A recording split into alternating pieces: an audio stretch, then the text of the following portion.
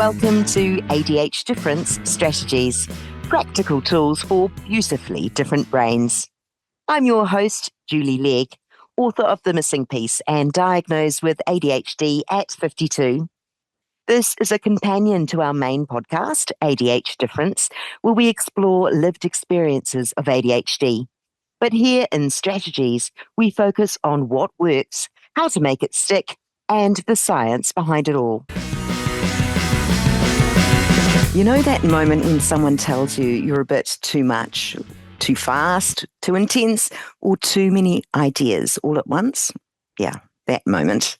It sticks. And if you've got ADHD, especially if you were diagnosed later in life, chances are you've heard those words more than once. But here's the thing. Maybe it's not too much. Maybe it's misunderstood. Today's strategy is called Brand Your Traits, and it comes from the brilliant Dr Alessandra Wall, psychologist, ADHD coach, and all-round truth teller. Well, what do we mean by branding your traits? Let's be clear, we're not talking about putting on a corporate gloss on your personality. Branding your traits means naming them, owning them, showing up and saying, this is who I am, and here's why it works. It's about taking the things you've been told to tone down, like impulsivity, emotional intensity, directness, boldness, and reframing them as your professional edge. Dr. Alessandra describes herself as a starburst thinker, one idea sparking a dozen others. Not scattered, not chaotic, innovative, expansive, strategic. Because let's get real.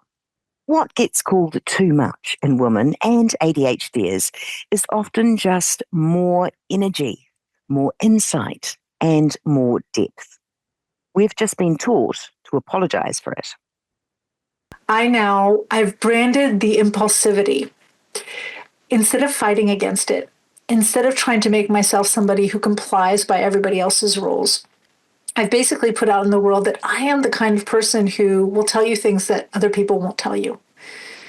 And I will be not brutally, but generously candid and open and honest with people. I mean, this stuff got me in trouble in the past, and there's a way of building it where, as an adult, it's a differentiator, like a positive one. Here's why branding your traits is so powerful. It stops the energy drain. When you're not constantly trying to tone yourself down, you free up brain space for better things. It reduces masking. That exhausting act of pretending to be more together or easygoing than you actually are, that takes its toll. And branding your traits lets you show up as you, unapologetically. It builds clarity, not just for others, but for yourself. You get to say, here is how I work best, instead of, I'll try to fit in. And as Alessandra puts it, it isn't about defiance, it's about clarity.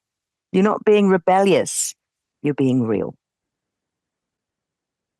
This strategy is especially helpful when you're getting feedback like, you're a bit full on, or you feel like you're masking 80% of the time.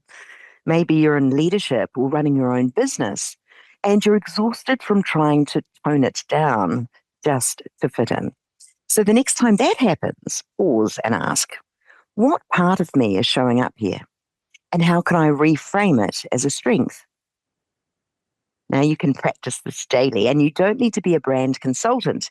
You just need some reflection. So here's how to start. Notice your patterns. Are you a speed thinker, a deep feeler, a momentum generator? Great, name it. Reframe the labels. Too much may actually be high energy. Disruptive might mean bold enough to ask better questions. Use of powerful language also helps. For example, I connect ideas quickly and see patterns others miss. I ask the questions no one else is brave enough to ask. I bring momentum, not just ideas.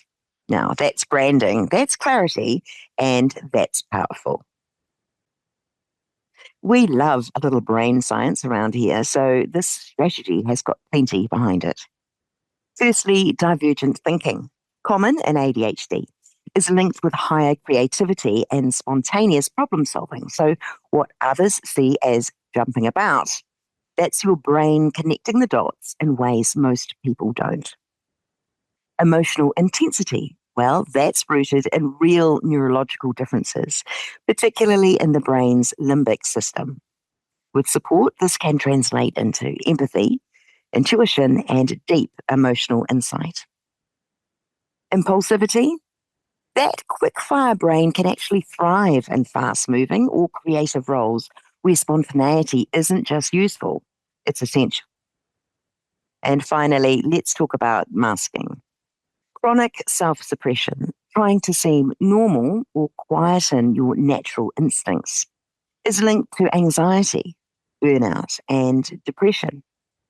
But when you brand your traits, when you own them out loud, you reclaim energy for things that matter. So the traits you've been trying to hide, they're probably your greatest strengths. And when you name them with clarity, intention, and pride, you stop being too much and start being exactly what the world needs.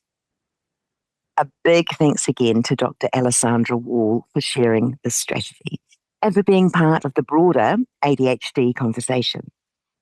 If you'd like to hear more from that episode, head over to our main series. You'll be looking for season 1, episode 51, to hear more of her ADHD journey.